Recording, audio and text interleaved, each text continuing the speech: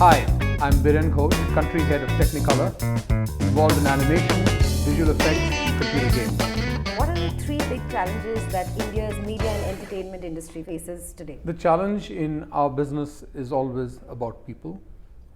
We, at this moment in time, still do not have the ability to create a pipeline of talent. We don't have the schools, we don't have the curriculum, we don't have the mindset amongst parents and amongst educators to look at this space as a real opportunity. I think with this Ficci frames, we're kind of approaching that seriousness when you suddenly see one of India's top industrialists saying, I think I will invest in this industry. Potentially those are the signals that will create that change, but skill sets is one huge area, especially in the area of high-end digital production where you need creativity and technology. Which brings me to the second challenge. The second challenge really is where people need to have a very connected universe in order to create content that is ubiquitous. Whether it's user-generated content, whether it's created by the biggest studios, whether it's created by producers and production houses. It's about having a currency, which I call bandwidth or connectivity. And the costs of that are prohibitively high.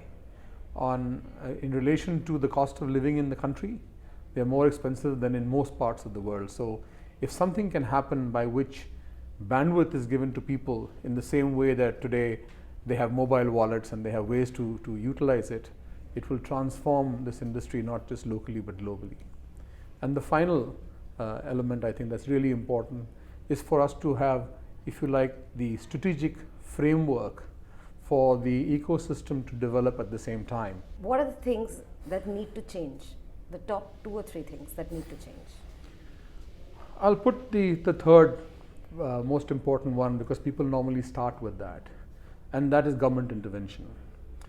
Outside of Hollywood, the media industry globally is government assisted or protected because the ability for people who are creative, who come from the right brain, who are singers, dancers, musicians, actors, and so on and so forth, they need patronage and they need support. And when that begins to happen, an industry emerges out of that in its own steam. Great examples are Korea and Canada.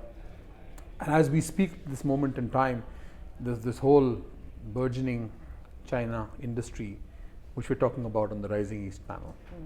The second area, which I think is equally important, is for the recognition that this is not necessarily a small and medium sector game.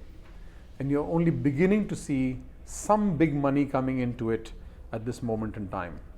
I would not believe that the multinationals, studios that have come in here in order to distribute their own movies or to make to be a small participant in Bollywood as a big investment. I think we need something much bigger than that. And the telecom guys could have done this about 10 years ago, but they were too data driven. And now you're seeing that at least with Jio, there is this ambition to make sure that both the areas are amplified at the same time. And the first one, which is most important, is for us to have the mindset that this is an industry that is equal to anything that we see in Japan, that has it as a major content industry. The UK has it as a major industry together with sports and everything else. And I think Ficci Frames is about trying to amplify that thought and vision. How will virtual reality impact storytelling? Oh, it will completely change everything there is about showing content. So we're not sure whether storytelling and movies will be the first level of adoption of VR, and that's the conversation we're having this afternoon in great detail. We invited a Bollywood filmmaker like Ketan, who's known for many years as a technology guy, but also a movie maker. And the question to him, and therefore to the industry, is how will you now go against everything that you've done for the last 20 years in figuring out how to tell a story? Because when I'm telling you a story right now, I'm looking at you in the eye, I'm hoping that your train of thought is where I'm leading it to from point A to point B in the thesis that I'm putting forward to you. And that's how stories are created, whether they're crafted for television or crafted for the movie screen or any other medium. Whereas here, you're actually creating a 360-degree universe and each person that participates in that universe can choose to start from somewhere and create a movie in their own mind and thread whatever they are seeing into a story on its own.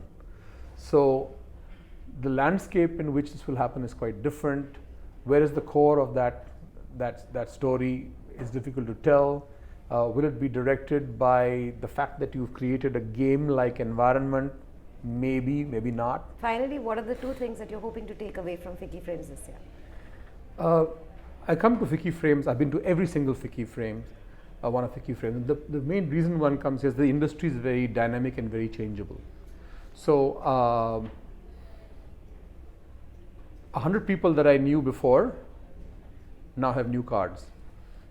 So I'll take away 100 new cards from them, and I know now where they are. Most of my life is spent dealing with Hollywood and with the UK. But that's the nature of business that we do. It's all visual effects and animation and computer games for all the big international publishers. So for me to keep concurrent with the Indian market, I mean, this is entertainment's home in India.